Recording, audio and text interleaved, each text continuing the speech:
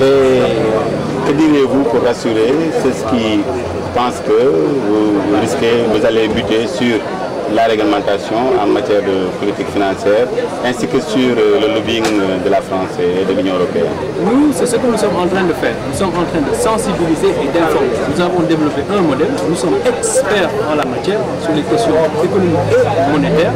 Je vous disais que moi, j'ai fait 15 ans au Fonds monétaire international et au Fonds monétaire international, j'ai travaillé 5 ou 6 ans dans le département des marchés monétaires et financiers.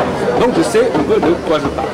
Alors, nous voudrions que ces monnaies locales et complémentaires aux francs CFA et non concurrentes soient institutionnalisées. Institutionnalisées, ça veut dire quoi? Que l'État lui-même, les municipalités et les autorités monétaires et financières comprennent de quoi on parle et l'acceptent. Donc nous ne voulons même pas démarrer. On peut démarrer. Vous pouvez demain avoir une station d'essence et dire, mais moi je vends de l'essence dans cette station-là, mais il faut des bons. Et pour avoir les bons, il faut aller les acheter là-bas. Donc on aurait pu commencer demain. Mais ce que nous voulons, c'est institutionnaliser ce qu'on dit dans 5 communautés économiquement intégrées. Des communautés économiquement intégrées qui ont comme épicentre une grande ville et qui polarisent les communautés, disons, qui sont autour de cet épicentre-là. On en a défini 5.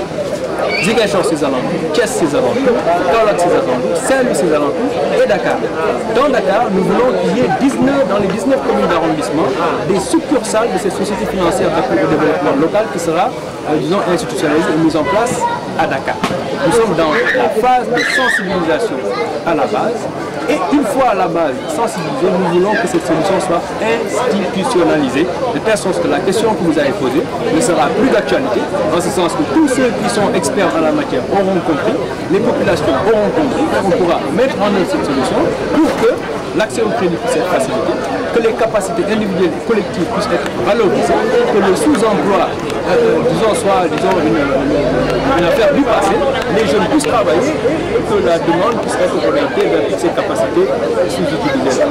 On nous dit souvent que pour créer une monnaie, il faut une garantie. On dit que même nos États n'ont pas suffisamment de moyens pour créer leurs propres moyens. Alors, une association ou un groupe de personnes qui créent une monnaie, comment expliquer cela? Oui, je viens de vous répondre. Je vous ai dit que nous voulons une société financière d'appui au développement local dans 5 communautés économiquement intégrées du Sénégal. Ça veut dire 5 pôles économiques régionaux, chaque pôle avec sa société financière d'appui au développement local. Vous savez, une monnaie complémentaire au franc CFA, en fait, ce n'est rien de nouveau. Ça existe par le monde. Il y en a 40 en Allemagne, il y en a une centaine aux États-Unis. Donc des monnaies locales complémentaires, ce n'est rien de nouveau. Le modèle que nous défendons est un modèle que nous avons développé nous-mêmes au centre d'études pour le financement du développement local.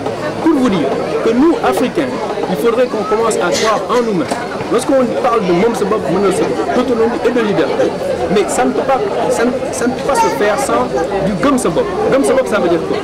Avoir foi en ses capacités de pouvoir inventer. Je vous dis que nous avons réfléchi, nous avons trouvé une solution que nous pensons pourra faire en sorte que les capacités individuelles et collectives au Sénégal pourront être utilisées. L'accès au crédit pourra se faire sans empire, sans garantie. Et je dis, nous n'allons pas démarrer tant que cette solution ne sera pas institutionnalisée. Institutionnalisée veut dire quoi? Ça veut dire que l'État lui-même l'accepte et l'a compris, et c'est ce que nous sommes en train de faire. Nous commençons par la base et nous sommes en train de nous diriger vers le sommet. Est-ce que vous avez entamé les démarches dans ce sens-là, dans le sens de l'institutionnalisation de l'État? Oui, on a commencé à la base. C'est ça la différence. C'est-à-dire de faire comprendre à la base que cette solution-là est possible. Ensuite, faire comprendre aux municipalités que cette solution-là est possible. Et nous continuons de faire cette sensibilisation-là et nous la ferons jusqu'au sommet. Et nous disons, ce projet, nous voudrions, dans le contexte justement électoral à venir, que ce soit une solution portée et institutionnalisée. Parce que si ce que nous cherchons, c'est développer nos pôles économiques régionaux, ça c'est un objectif. Si ce que nous cherchons, c'est faire en sorte que les capacités individuelles et collectives qui sont sous-utilisées, les jeunes qui ne travaillent pas, si notre objectif c'est de faire en sorte que tout ce monde-là travaille, nous disons que nous avons une solution pour ça. Alors, si on a une solution pour ça, nous sommes prêts à discuter avec tous ceux qui s'y intéressent pour qu'ils d'abord comprennent cette solution et nous disent dans quelle mesure cette solution-là pourrait être institutionnalisée, parce que nous ne démarrerons pas tant qu'elle n'aura pas été institutionnalisée. Parce que j'aurais pu commencer demain, j'ouvre un magasin ici et je vous dis que vous ne pouvez pas acheter la marchandise qui est dans ce magasin-là sans aller acheter un ticket dans l'institution financière que j'ai créée à côté. Je peux le faire. Mais si on le fait, ce que nous promettons aux populations en termes d'accès au crédit sans intérêt et sans garantie ne pourra pas se faire à un niveau systémique, raison pour laquelle nous voulons que cette solution-là soit institutionnelle. Donc apparemment, il n'y a pas de contrainte juridique. Mais parlons de la viabilité économique. Un crédit sans garantie, qui supporte le risque?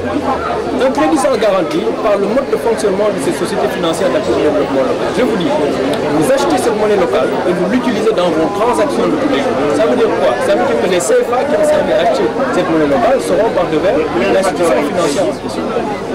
La gestion de ces CFA qui seront par devers l'institution financière permettra à l'institution financière de couvrir ses coûts, n'est-ce pas?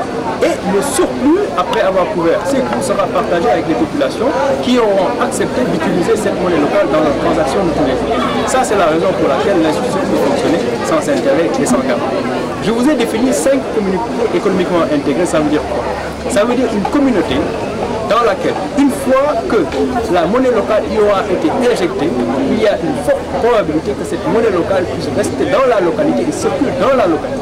Alors, en autant que cette monnaie locale reste dans la localité, circule dans la localité, ça veut dire que les CFA qui ont été remis à l'institution financière par le biais de l'achat de la monnaie locale sont toujours par devers l'institution financière qui l'investit et qui vit du rendement de ces CFA. C'est la raison pour laquelle cette institution financière pourra faire du crédit en monnaie locale dans une communauté économiquement intégrée, sans intérêt, sans garantie. On peut discuter du détail. Sans plus-value.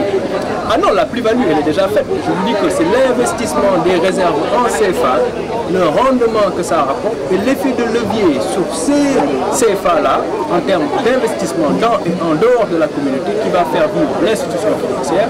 Mais la monnaie locale ne sera que le trait d'union entre les capacités individuelles et collectives sous-utilisées et les besoins qui sont là, parce que les gens sont pauvres, mais n'ont pas les revenus monétaires nécessaires pour, se payer cette demande, qu'elles ont, ces populations.